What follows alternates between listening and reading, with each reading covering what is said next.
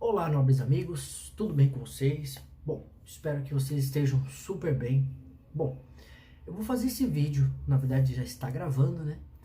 Nós vamos fazer esse vídeo tratar especificamente sobre alguns crimes contra a administração pública. Os principais crimes que englobam a administração pública.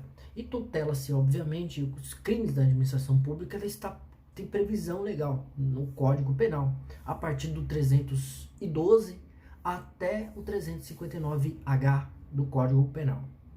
Então nós podemos fazer uma breve compreensão que existem os 5 grandes subgrupos, né, dos crimes contra a administração pública. Na perspectiva principal do tocante à administração pública, é preciso compreendermos que a administração pública é em sentido lato. Se protege o erário, protege-se a moralidade da administração pública, tanto União, Estado, Distrito Federal, município, assim como as autarquias, fundações e assim vai. E também os crimes, determinado crime, pode também o particular também responder por crime contra a administração pública. Então, nesse breve vídeo, nós vamos tentar trazer a exposição de todos os subgrupos, pelo menos os principais crimes contra a administração pública, os crimes praticados por funcionários, praticados contra a administração pública pelo particular, praticados contra a administração pública estrangeira, contra a administração da justiça, contra as finanças públicas e assim vai. Então nós temos na nossa legislação, nosso Código Penal, porque via de regra aplica-se, aliás, não via de regra não, é a regra principal, né? Aplicar a legalidade aos crimes. Não há crime sem lei anterior que preveja, nem pena sem prévia combinação legal. Então, já o próprio Código se instala desta maneira. Além do mais, também a Constituição Federal trata também nesse mesmo sentido, né? Como um princípio basilar constitucional, essa questão do princípio da legalidade.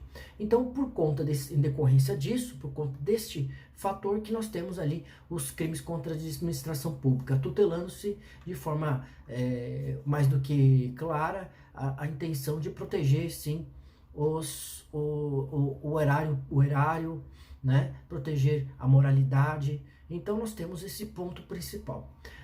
O artigo 327 do Código Penal, ele estabelece que o conceito de funcionário público para fins de natureza penal. O artigo 327 do Código Penal, ele trata sobre o conceito de funcionário público. Até é interessante colocarmos em consideração por que o Código Penal trouxe um conceito, né? Algo muito complicado nos dias atuais, você traçar um conceito pela base legislativa, porque muito se tem questionado, se você coloca um conceito, você está engessando todo o sistema normativo. No entanto, por ser de natureza penal e também a legalidade estrita, cerrada, deve ser pautada no caso concreto, daí você tem que observar esses pontos principais, que é quem é o sujeito daquela relação. Então, um funcionário público é aquele que, ainda que pode ser transitório ou pode ser tanto remunerado ou não, aquele que exerce cargo, emprego ou função pública, talvez aquilo que o Código Penal estabelece, o artigo 327, né? Aquele que exerce cargo, emprego ou função pública, ele está sendo considerado funcionário público para fins penais. Agora, assim, a equiparação àquele quem exerce de cargo, emprego ou função pública de entidades paraestatais, não é? Então, as entidades paraestatais, elas também estão tendo sua proteção jurídica no tocante a este ponto, porque se você não tiver a proteção das empresas, das paraestatais, né, e quem trabalha como prestador de serviço ou conveniada, ela também, essas pessoas, sujeito autor do crime, irá responder perante o Código Penal também. Então, essa equiparação de funcionário público é aquele que exerce emprego ou função pública. Então, este seria um outro fator que, sem sombra de dúvidas, isso tem auxiliado, trazendo, em verdade, maiores contornos, né, sobre esse aspecto. O que nós podemos dizer? Vamos lá. Além do mais, né, aí o artigo inciso 1º já tratou, o inciso 2º, sem sombra de dúvidas, ele estabelece que a pena será aumentada, né, se forem ocupantes de cargo em função de comissão, função de direção ou mesmo de assessoramento em órgãos da administração direta, sociedade de economia mista, empresas públicas, fundações instituídas pelo poder público. O que significa dizer que também haverá essa questão de certo modo, de modo comparado, como se fosse você está exercendo uma função pública e você não pode agir contrário à legislação, inclusive na esfera penal. É bom, até esqueci de mencionar que é muito diferente os crimes contra a administração pública dos atos de improbidade administrativa, que lá nos atos da improbidade administrativa tem um outro patamar que não penal. Então lá é da esfera totalmente diferente da esfera criminal. A esfera criminal se faz pelo julgamento específico, né?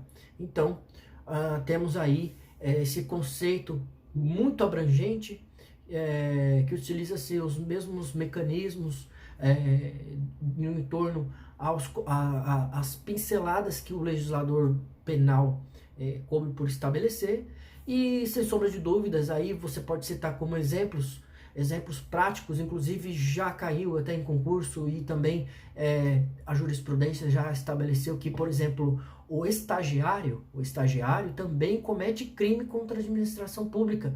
Os mesários, né, da Justiça Eleitoral também respondem da mesma forma crime contra a administração pública. Da mesma forma também temos os jurados. Os jurados no tribunal do júri também respondem. No entanto, é importante que nós também não podemos esquecer, não deixar de mencionar, que a função pública não pode ser aqueles que conferem um encargo, aqueles que conferem um encargo de colaboração com o poder público também não são considerados por si só como funcionários públicos. Os tutores, curadores, os curadores ativos, os inventariantes, são totalmente distintos dos funcionários públicos. É interessante denotarmos. Esses atores, digamos assim, eles não são considerados. Um tutor, um curador e um inventariante na via judicial, nomeado ali para um ato judicial, ele não é considerado como funcionário público. Então ele responde pelo crime no comum. Determinado crime responde no crime comum.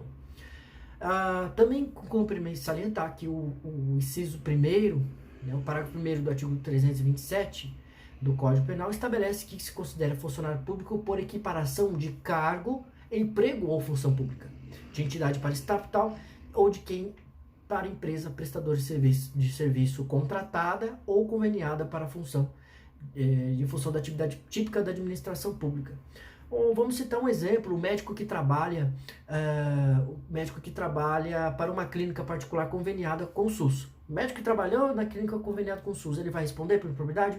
Vai, por improbidade, inclusive, mas ele pode responder por atos relacionados aos crimes? Sim, com certeza, porque ele está tendo esse vínculo, em decorrência do convênio, né? A mesma forma, o advogado que é nomeado da OAB, ainda existe controvérsia da natureza jurisprudencial que se ele pode responder crime contra a administração pública. Eu acredito que ainda não, eu pesquisei, eu não consegui localizar nenhum julgado ainda. Se alguém conseguiu, quem está assistindo esse vídeo conseguiu localizar, depois você pode comentar aqui no YouTube. Agora, o que eu vejo, os crimes contra a administração pública, da mesma forma que lá na improbidade, tem quase os mesmos contornos, só que são de naturezas diversas, os crimes diversos, só que no tocante a essa questão, por exemplo, se recebeu lá na improbidade administrativa, se recebeu as verbas públicas, né, decorrência de verbas, aí já se poderia se colocar como improbidade, né, aquele que se aproveita daquela situação. Da mesma forma, aqui nos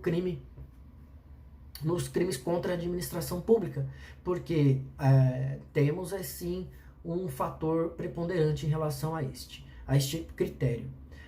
O que nós temos para falar ainda? Agora, cerrado essa parte inicial, eu vou fazer um outro vídeo a respeito do crime de peculato. Nós vamos tratar lá no 312, nós vamos navegar ali para o crime de concussão, e assim por diante, corrupção passiva. Então eu vou tentar falar cada tema bem interessante. Aqui uma breve introdução. Espero que você tenha gostado desse vídeo. Não deixa de se inscrever no canal. Nossa, quase que eu não consigo falar. Se inscreve no meu canal, resumindo.